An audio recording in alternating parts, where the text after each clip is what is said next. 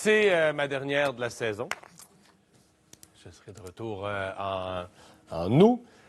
Mais je ne pouvais pas l'amorcer sans juste prendre le temps de se déposer et de se demander « Wow, qu'est-ce qui vient de nous arriver? » On a vécu ça ensemble, ni plus ni moins. Il y a une période où on travaillait 7 jours sur 7, après ça 6 jours sur 7. Juste pour vous informer, pour assumer, prendre acte de ce qui arrivait, les annonces, ensuite les décortiquer, les expliquer, parce que rarement, toujours on dit l'actualité vous touche. Bon, il y a une rumeur, mais tu sais, généralement, l'actualité vous touche, c'est beaucoup plus lent. Il y a une rumeur d'une nouvelle taxe, puis là, on vous en parle. Puis là, 2 semaines après, il y a le budget. Ah, là, dans le budget, la nouvelle taxe est là. Puis là, dans les semaines, les jours qui suivent, on explique comment elle va affecter qui, puis les plus riches, les plus pauvres, les gens qui...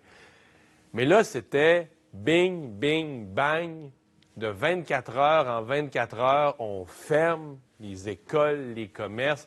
Donc, l'impact sur la vie des gens était instantané, là.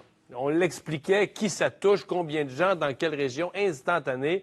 Un impact majeur. Dans certains cas, c'était la fin des revenus. Alors, évidemment, moi, en 11 ans, à couvrir l'actualité, puis un autre 15 avant en politique, je n'avais jamais rien vécu de tel. Probablement que vous aviez jamais rien vécu de tel, quel que soit votre âge. Donc, on a vraiment vécu ça ensemble, exploré ça ensemble, survécu à ça d'une certaine façon ensemble. On vous a préparé avec l'équipe un court montage, là. On ne pouvait pas tout mettre, il y en a eu tellement, mais un court montage, des moments clés, des conférences de presse. Vous allez reconnaître phrase par phrase, là. On va vous faire revivre ces 3 derniers mots en rappelant que le 12 mars, c'est la première des dates. C'est la première conférence de presse de François Legault. Donc, on est le 12 juin. Aujourd'hui, on monte au 12 mars. Le 12 mars, moi, le lendemain, ça, c'était dans l'Ancien Monde, je devais être dans une émission spéciale, en direct de Sherbrooke. Pourquoi Sherbrooke? Parce qu'il y avait un salon de l'emploi et c'était l'endroit qu'on avait choisi pour faire une émission spéciale sur la pénurie de main-d'œuvre, sur le fait qu'au Québec, il n'y avait pas de chômage, tout le monde travaillait. On ne trouvait plus d'employés. Dans plusieurs secteurs, on n'était plus capable de trouver du monde. 3 mois plus tard, on est au-dessus de 14 % de chômage. Donc, on revit ensemble ces 3 mois. Aujourd'hui, tout le Québec doit se mettre en mode d'urgence.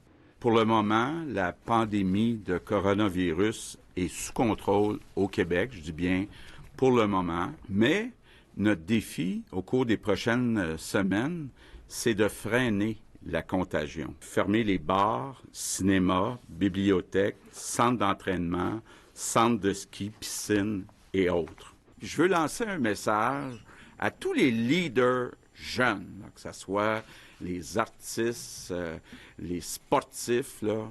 Vous allez probablement être meilleurs que moi. S'il vous plaît, dites aux jeunes au Québec de respecter les consignes. C'est pas le temps de faire des parties.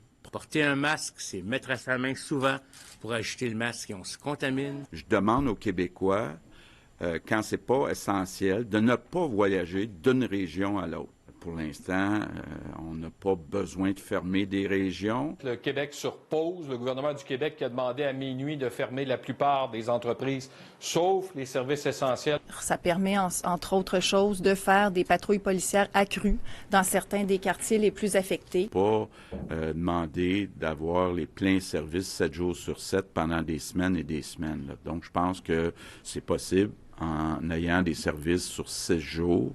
Bon, évidemment, les services très essentiels comme les pharmacies ou les dépanneurs, mais ça reste ouvert. Je pense que ça va permettre de prendre un repos aux employés des épiceries, puis revenir encore plus en forme le lundi matin. Pour certains équipements, on en a pour 3 à 7 jours.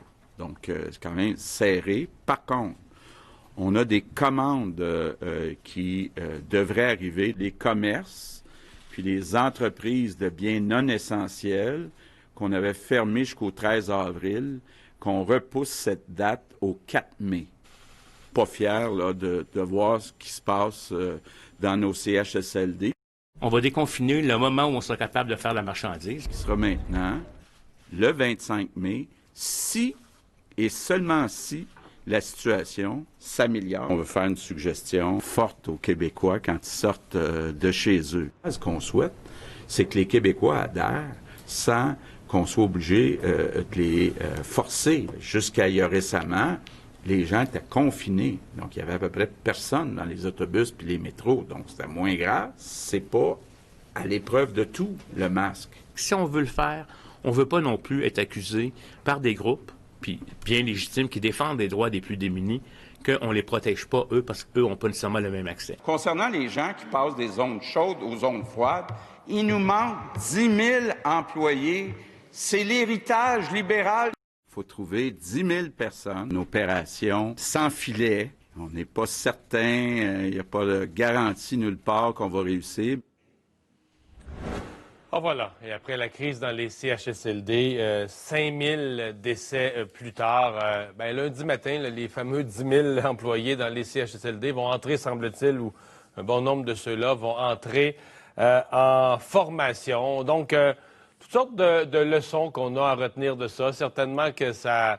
un des plus gros éléments pour moi, c'est qu'on est parti, si vous regardez, parce que là, on vous met des déclarations, mais l'état d'esprit, on est parti quelque part au mois de mars, au début mars, à la mi-mars, avec une conviction que le Québec ferait partie des sociétés dans le monde où il y aurait le moins de décès. On était vraiment confiants de ça. On disait que les décisions ont été prises plus vite ici qu'ailleurs, ce qui n'était pas faux. Donc, plusieurs, à mon avis, bonnes décisions qui ont été prises. Mais on avait sous-estimé l'état de délabrement, de désorganisation de nos CHSLD. Et donc, le Québec s'y retrouvait. Prenons le cas, par exemple, de l'Allemagne. On visait sur le premier tableau, on disait qu'il faudrait avoir une faible mortalité comme en Allemagne. Mais la mortalité au Québec a été plus de 5 fois celle de l'Allemagne au prorata de la population. Et donc, on se retrouve parmi les sociétés dans le monde qui a connu le plus de décès, plus de 5000 décès. On se console en disant on les compte tous, ce qui est vrai, ce qui est probablement vrai. Probablement qu'il y a d'autres pays qui, quand ils vont arriver à la fin de l'année avec les bilans global, vont devoir ajouter des décès. Mais bon, on les compte tous, mais on en a eu énormément quand même. Donc voilà, donc pour ces 3 mois où le monde a changé, et puis voilà, on a fait de notre mieux pour essayer de vous informer là-dessus, de vous l'expliquer, d'essayer de prévoir aussi, des fois, parce qu'on sait que vous avez des décisions à prendre, là. Chacun des changements que le gouvernement a fait, si vous avez une entreprise, si vous planifiez des vacances, vous avez des enfants à l'école, à la garderie, vous avez eu constamment des décisions à prendre. Donc, on a essayé de voir venir de notre mieux, d'aller chercher l'information potentielle pour vous aider à prendre ces décisions qui sont essentielles pour vos vies. Ben voilà le petit retour que je voulais faire là, dans cette dernière émission d'une saison qui sera certainement sans pareil.